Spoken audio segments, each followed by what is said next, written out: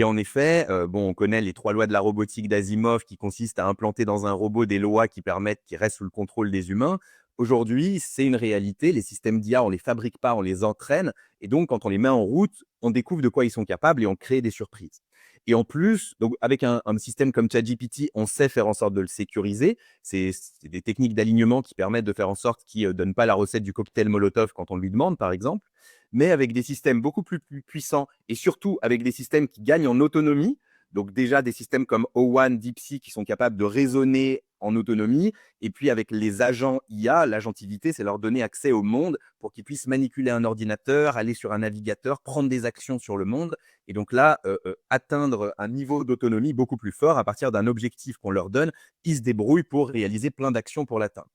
Et quand on commence à avoir ces systèmes qu'on met en place, et dans les labos, il y a plein de cas comme ça, on voit que pour atteindre l'objectif qu'on leur donne, ils font des choses auxquelles on ne s'attendait pas. Ils utilisent des objectifs intermédiaires qui, qu'on n'avait pas prévus.